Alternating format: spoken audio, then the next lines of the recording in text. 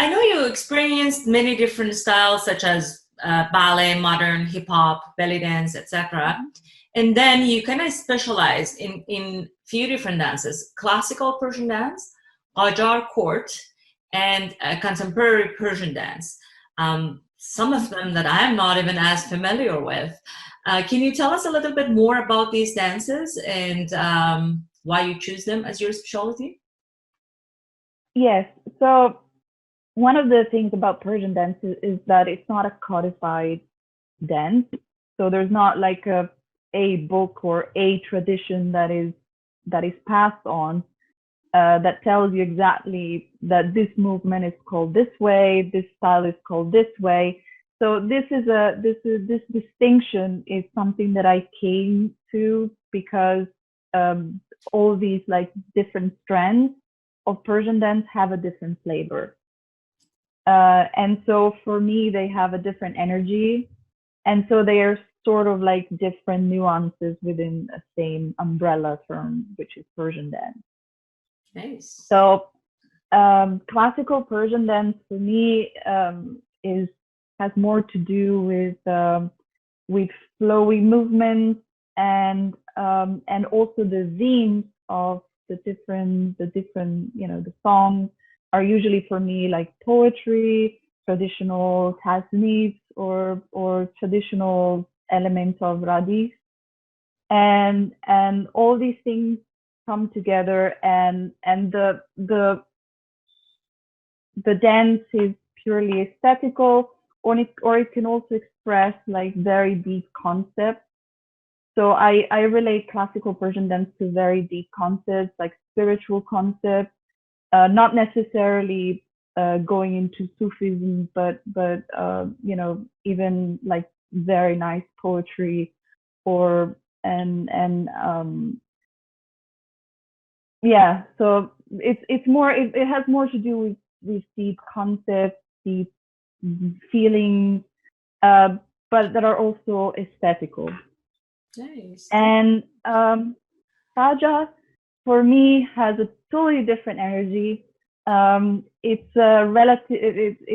It has to do with a specific time frame of Persian history, which is very fascinating. It's a long period of time, it's a long dynasty, but at the same time, you have a lot of influences coming also from nearby countries.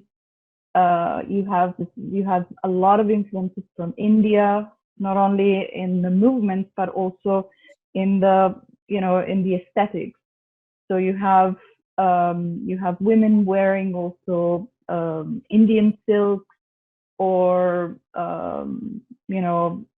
having a sort of like little dot here that looks like a bindi, but it doesn't obviously have the same meaning as it has in India.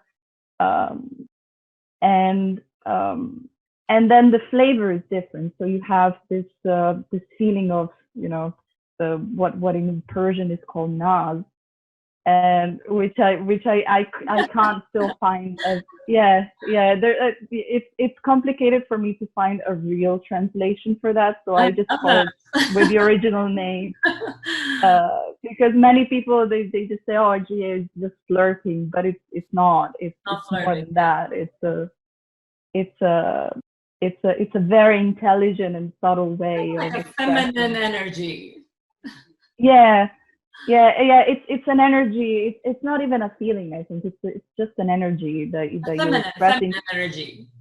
Yeah. Feminine. Yeah, and you can express actually through that. You can express all kinds of feelings. So you can be naz, but also be angry, or you can be naz and also be happy or be sad.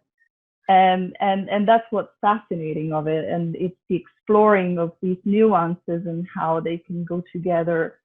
And I think that's what makes Raja really Raja. And then there's also the themes. The themes are definitely for Raja are lighter. They're more about love, about more mundane love.